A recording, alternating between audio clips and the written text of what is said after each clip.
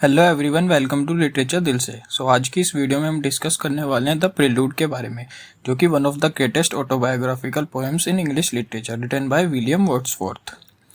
अब इसको देखें तो it is regarded as the spiritual autobiography of the poet because it traces the growth of his mind from childhood to adulthood and shows how nature shaped his imagination, personality and philosophy. अब बात करें जो students prepare कर रहे हैं UGC net, TGT, PGT और जितने भी टीचिंग एग्जाम्स हैं as well as university students के लिए, उन सब के लिए काफ़ी इंपॉर्टेंट होने वाली है। क्योंकि तो जो ये पोएम है ना, the prelude, is extremely important. क्यों? क्योंकि जो इससे रिलेटेड क्वेश्चंस है ना, इससे रिलेटेड रोमांटिसिज्म से रिलेटेड, नेचर से, चाइल्डहुड इमेजिनेशन से, तो इससे काफ़ी क्वेश्चंस पूछ लिए जाते हैं। तो अब स्टार्ट करते हैं। सबसे पहले कुछ बैकग्राउंड इन्फॉर्मेशन देखते हैं। तो जो ये द प्रिल्यूड थी ना, ये was composed over many years, but जो ये पब्लिश हुई थी ना, ये पब्लिश हुई थी पोस्टह्यूमसली इन 1850। जो ये पब्लिश हुई थी ना, ये वर्ड्सवर्थ के द्वारा नहीं की गई थी, बल्कि उनकी वाइफ के द्वारा की गई थी उनकी डेथ के बाद। इनका नाम है Mary Wordsworth. Originally Wordsworth intended it as an introduction to his larger philosophical poem the Recluse, which was never completed। अब बात करें जो पोएम है ना, poem reflect the poet's personal experiences and his intellectual and spiritual development. अब इसकी setting की बात करते हैं। सबसे पहले टाइम की बात करते हैं। तो टाइम क्या है, जो वर्ड्सवर्थ टाइम इसमें लिया गया है वर्ड्सवर्थ के चाइल्डहुड से लेके एडल्टहुड तक का।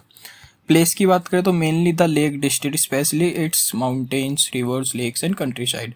एटमोसफियर की बात करें तो इसके अंदर एटमोसफियर जो है वो है पीसफुल है, रिफ्लेक्टिव है, स्पिरिचुअल है और इंस्पिरेशनल है। और इसके अंदर जो नेचर है ना, उसकी नेचर जो है वो एक सेंट्रल सेटिंग है और एक्ट कर रहा है एज अ लिविंग टीचर की तरह। अब मेजर कुछ कैरेक्टर्स देख लेते हैं मेनली किनका जिक्र है। सबसे पहले बात आती है विलियम वर्ड्सवर्थ की, जो कि नरेटर है, पोएट है हिमसेल्फ, और सेंसिटिव है, थॉटफुल है, ये इमेजिनेटिव है और डीपली कनेक्टेड है नेचर के साथ। अब बात करते हैं नेचर की, ये जो कि मोस्ट इम्पोर्टेंट कैरेक्टर है इस पोएम में। ये नेचर जो है ना, इस पोएम के अंदर एक्ट कर रहा है as a teacher, guide, guardian और मोरल फोर्स। इसके बाद आता है डोरोथी वर्ड्सवर्थ। ये वर्ड्सवर्थ की सिस्टर है, who shared his love of nature and supported him throughout his life. अब बात करते हैं इसकी डिटेल्ड समरी की। तो डिटेल समरी की बात करते हैं, पार्ट्स में देखते हैं इसको। सबसे पहले बिगिनिंग, स्टार्टिंग की बात करते हैं। ये जो पोएम है ना, ये स्टार्ट होती है पोएट की फीलिंग के साथ। पोएट कैसा फील कर रहा होता है? फील कर रहा होता है सेंस ऑफ फ्रीडम की, जॉय की।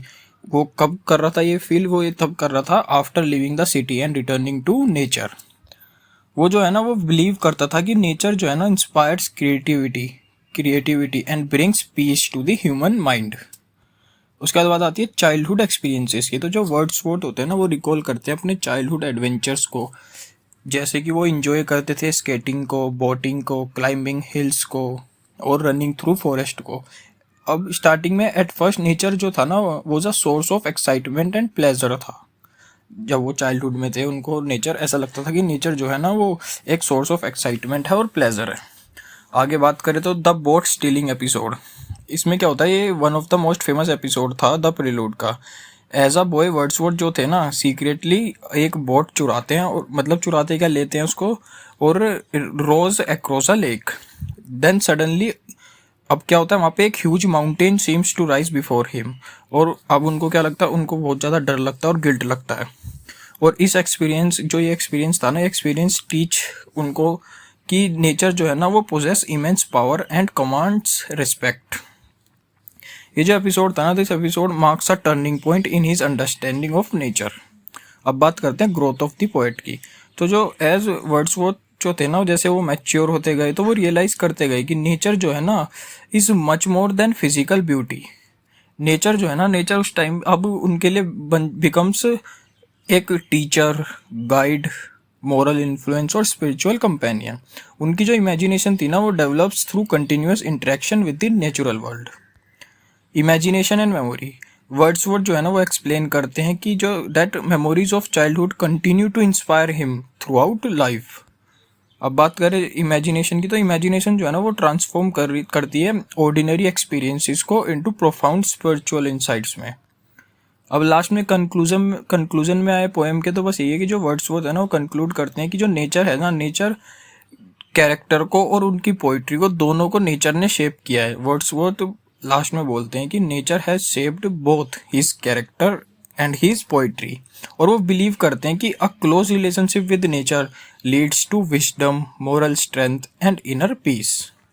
अब कुछ मेजर थीम्स देखते हैं। सबसे पहले नेचर एज टीचर। तो मेनली जो नेचर है ना, नेचर जो है वो एजुकेट करता है ह्यूमन माइंड को और सोल को। चाइल्डहुड की बात करें तो चाइल्डहुड जो होती है ना, वो फाउंडेशन स्टेज होती है एडल्ट पर्सनैलिटी की। ग्रोथ ऑफ द माइंड की बात करते हैं, जो पोएम है ना वो traces the intellectual and spiritual development of the poet. Imagination देखें तो इमेजिनेशन जो है ना वो इनेबल्स करती है ह्यूमंस को to discover deeper truths. Memory की बात करें तो जो पास्ट एक्सपीरियंसेस होते हैं ना वो continue to shape present identity. अब बात करते हैं रोमांटिसिज्म की।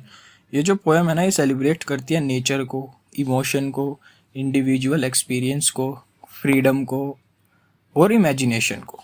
अब कुछ इंपॉर्टेंट सिंबल्स देखते हैं इस पोएम में। सबसे पहले नेचर की बात करें तो नेचर को कैसे दिखाया गया, मेनली सिंबलाइज किया गया टीचर एंड गाइड। बोट को ह्यूमन क्यूरियोसिटी, माउंटेन को पावर ऑफ नेचर, रिवर को जर्नी ऑफ लाइफ, और चाइल्डहुड की बात करें तो इनोसेंस एंड ग्रोथ।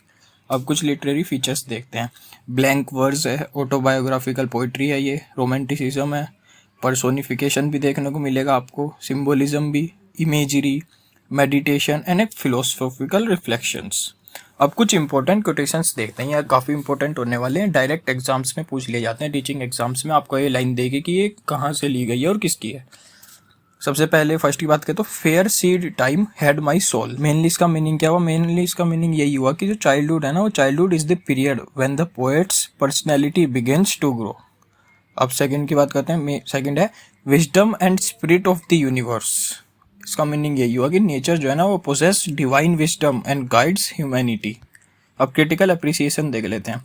तो जो ये द प्रीलूड है ना, is considered Wordsworth greatest achievement and one of the finest autobiographical poems in English literature.